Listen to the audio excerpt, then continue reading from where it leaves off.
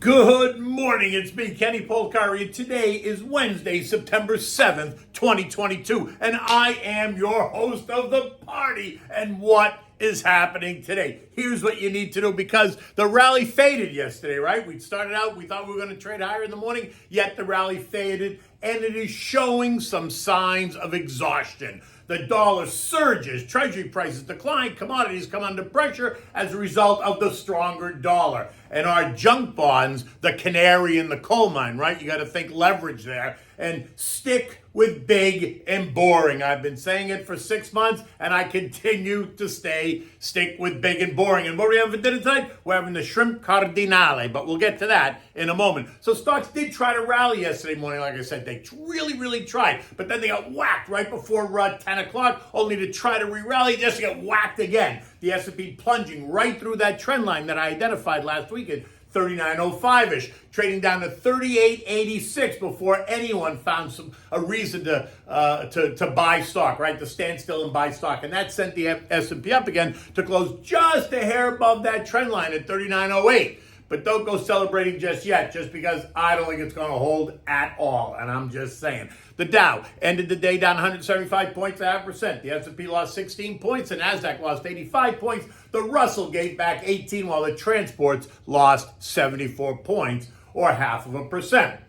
Economic data showed that U.S. services PMI either rose or it fell. It depends on which data point you choose to look at, right? The S&P Global U.S. services PMI plunging even more than expected, coming in at 43.7, deep into contraction territory, while the ISM survey reported that services PMI surged to 56.9, which would put us well into expansionary territory. So which is it? All right, can't be both. I'm going with door number one, the S&P Global metric, which suggests that we're in contractionary territory, just because it feels like that. I don't care what you say. And then we had all the drama on Monday, right? That what took place in Europe when we were closed, in the Mideast over oil and natural gas. OPEC Plus cutting production while Russia halted natural gas to Europe after the West imposed the sanctions on the Russian oil and the Russian energy after his invasion of Ukraine. And now that winter is coming, Europe is the one that is about to suffer, because leaders there got into bed with Vlad, leaving themselves vulnerable to his desires. And guess what? He's not desiring Europe at the moment. So therefore, it's going to be a tough winter, I think, or that's the call on the Europeans.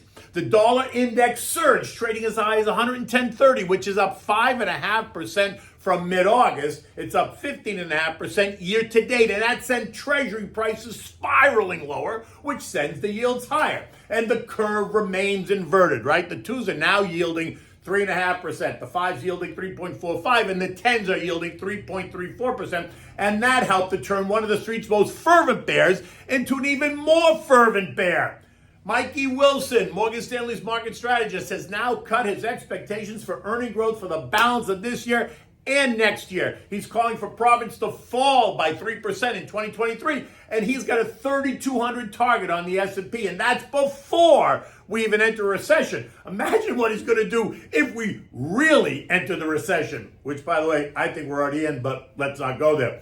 Many on the street are now calling for new bear market lows, which means you can kiss 36.36 goodbye. Guesses now range from S&P 3,000 to S&P 3450 before this is over. And if that's true, that's another leg down that could take us 12 to 23% from here. Recall that the S&P is already down 18% year to date as of yesterday. And remember, history tells us that a bear market typically suffers a 32% drawdown on average from the highs. And if that's true, the bottom should be somewhere around 3265-ish, right? Take 68% of 4,800. That's how you get there. And the financial pain is spreading into the junk bond market, which many on the street are now calling the canary in the coal mine. And why? Because this rising junk bond defaults are suggesting that interest rate increases are strangling the debt-laden companies, and that's suggesting a looming credit crunch. Defaults on leveraged loans hit $6 billion in August, right? $6 billion. And that's the highest monthly total since October of 2020, when the world was completely dark. And while some will say $6 billion is nothing but a pimple on my ass, considering the total market size is more than $1.5 trillion, I would say strap in. because that figure is about to surge higher. It's just about a math problem, right? Here it is. Interest payments on junk bonds, they're float. They're not fixed, which means, they're like revolving credit versus a mortgage, right? You got a fixed rate mortgage and revolving credit floats, right? So the higher the Fed pushes rates, the tighter the squeeze on the companies that borrowed billions of dollars at 0%. Because suddenly the rate isn't zero anymore, right? It's 2% and it's 3% and it's going higher. So you do the math. $6 billion at 0% is X versus $6 billion at, say, 3%. And that's just fourth grade math, right? Think adjustable rate mortgages that were at the core of the great financial crisis. It's all good until it isn't. And remember, corporate borrowers are at risk of the double whammy. Weaker earnings and rising rates, and that will cause the credit agencies to issue a wave of downgrades, making it harder for these companies to borrow even more money to fund growth or to repay current debt, which will cause defaults to rise. So the idea of a soft landing, get that out of your head right now. I've been saying for a while, soft and landing should not be used in the same sentence ever again, because this one is not going to be soft at all, no matter what they try to tell you. Now, the same thing goes for home loans, right? Which are already 5 million mortgages are already in default. And if a weakening economy and rising inflation causes the Fed to push rates higher and higher, which it is, it's going to cause unemployment to surge as the economy slows, leaving people unemployed and unable to pay their mortgages, pushing mortgage defaults even higher as housing prices retreat. Remember, it's just a math problem. And it's like a fourth grade math problem if you really think about it. And that makes me want to ask one question. What were any of the Ivy League bankers at the Fed thinking? Were they even thinking? What did they think was going to happen as they kept policy loose, kept interest rates at 0%, all while stimulating the bond market when the data clearly was screaming, stop, slow down? What was the conversation behind the curtain when inflation spiked and kept spiking, all while the current administration kept spending money like a drunken sailor? Apparently, there wasn't much of a conversation.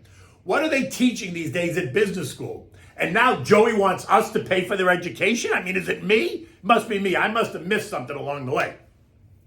In the end, stocks around the world continue to come under pressure as worries about a looming global recession are building, and they continue to build, period. Forget the soft landing. Forget the idea that the Fed has it under control. Forget the idea that it's all transitory. Remember, I've been saying it for months now. We and every other central major bank around the world have been stimulating the global economy since the great financial crisis, March of 2009, when we hit the lows, right, on the S&P. They slashed global interest rates. They supported the bond markets. They did this for 13 years.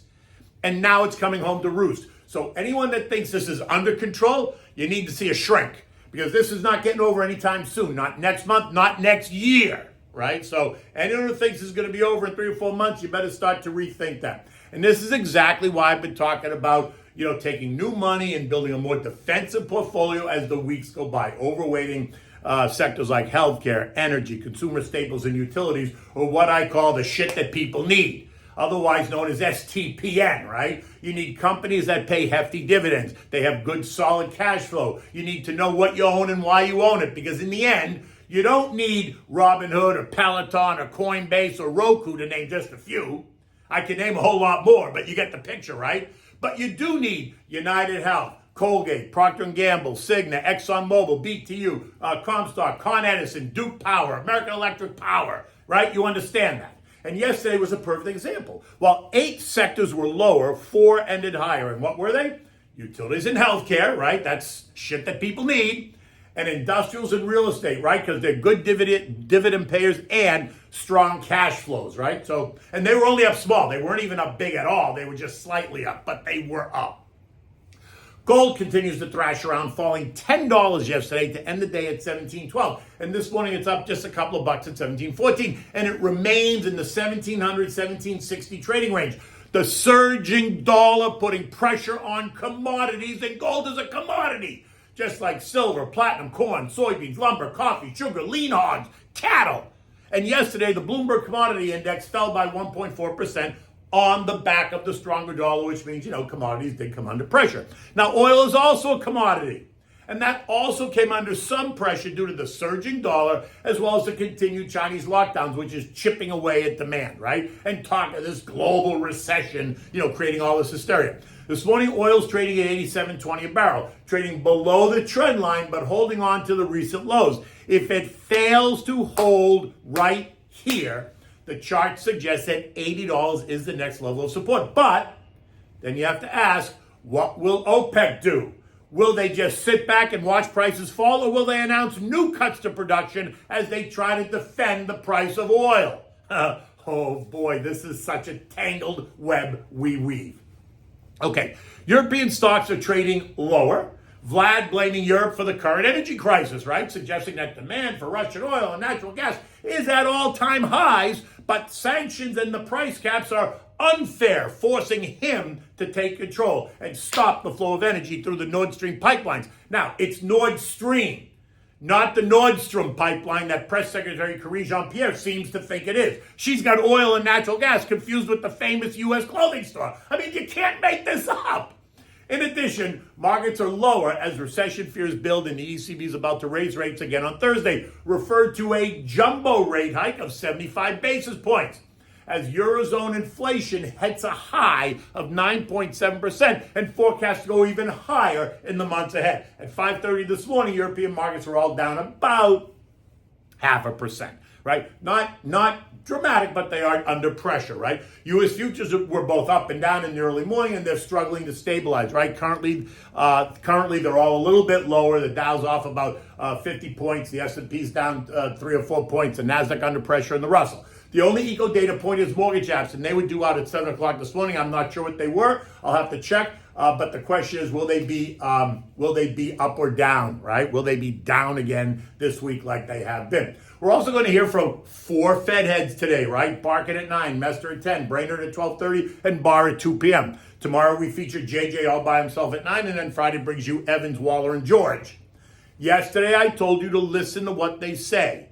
The way they say it, the tone that they use. If they are going to change the game plan, and I do not think they are, we're going to find out now, right? If they are backing off, they need plenty of time to notify the market so that it marinates amongst the paparazzi. Again, I do not think they are. I think we're on for 75 basis points in September and then another 50 in November. Every one of these guys have been aggressive guys. Men and women have been aggressively hawkish. So I do not suspect that they are changing the tune at all. So why anyone still considers that they are is crazy to me.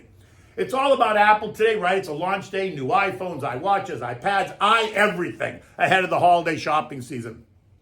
This morning, Apple's quoted up a buck at, 155, 155 and a half. The S&P closed last night at 39.08. After trading as low as 38.86 as the angst continues. Traders and investors pricing stocks ahead of what is expected to be a hard landing and a deeper recession. Comments that investors are fleeing stocks in droves is comical. Yes, prices are down, so that suggests some investors are selling stocks. But remember, someone has to be buying them when somebody sells them. So it's just a transfer of risk at lower prices, right? Buyers see the sellers panicking, so they step back. Why are they going to get run over? While you're selling, XYZ at $50 because you think it's going lower, I'm buying it at $50 because I see an opportunity over the longer term, capiche? So it's just a transfer of risk.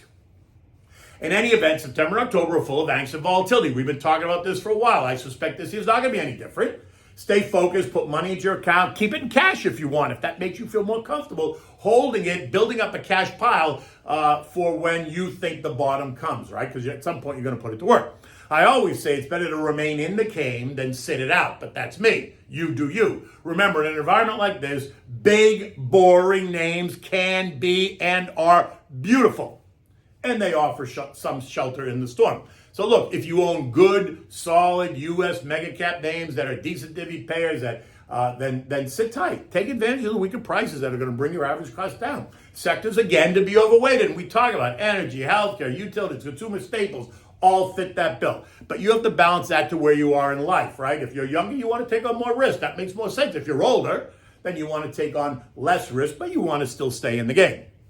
Okay, so what are we having for dinner tonight? We're gonna have this shrimp cardinale, right? It's a great dish to have, and it's relatively easy to make. Not really that complicated. You take the shrimp. Here's what you need first of all, right? Besides being a simple dish, it's just rich and delicious in flavor, right? Okay, so here's what you need. You need 2 pounds of large, cleaned, deveined shrimp, right? You need butter. You need a pound of linguine. You need a 1/4 cup of brandy. You need 1 cup of heavy cream. You need a marinara sauce. Either you made it, you can make a quick marinara sauce. It's simple, and salt and pepper to taste. Right? You want to turn your oven on. Turn your oven on to 350. Preheat it. Right? You want to bring a pot of salted water to a rolling boil. Put that on top of the stove. Let that come to a rolling boil. Turn your oven on to 350. Get out a big saute pan that you need for the top of the stove. You want to melt a stick of butter in a large bowl, and now toss the shrimp in that butter. Put it on a baking dish, season it with salt and pepper, right? And then put the baking dish, the tray, the baking tray, like the cookie tray, in the oven and bake it for 5 to 7 minutes once the oven is at 350 degrees. After that, you want to remove it and just set it aside for a minute because you're going to come back to that. Now put the linguine in the boiling water, cook that for 8 minutes or so because remember you want that to be al dente. Now in the saucepan over medium heat, you're going to add the brandy and bring the heat up, allow the alcohol to burn off a bit. Now you're going to add the heavy cream and about 3 or 4 cups of the marinara tomato sauce. Add it right to the brandy and the cream. Reduce the heat to simmer and allow the sauce to thicken. Season it with salt and pepper. Add back the shrimp, right? Blend it all. Allow it all kind of to marinate when it's on simmer. The pasta should be done in 3 or 4 minutes from now. When the pasta is done, you want to strain it, always keeping a mug full of water. Add the linguine directly to the saute pan with the shrimp and the tomatoes and the cream and the brandy. Mix it well. If it starts to suck up the sauce, which it most likely will, this is where you take a little bit of that pasta water, add it to the sauce to kind of bring it back to life and re-moisten it, just enough to make it, you don't want it soupy, but you want it moist, right? You know what I mean. In any event, you can always have cheese on the side. I wouldn't add cheese directly into this sauce because you don't know if people will like it, but I'll always have cheese on the table because I'll always put cheese on it, no matter what. Make sure you serve this in warm bowls and enjoy it. It is really a great dish, and it's different than just a regular shrimp scampi, right? Shrimp cardinale, remember that. In any event, the day has just begun. The market's about to open. The sun is out here in South Florida. It's going to be another beautiful day. Until tomorrow, take good care.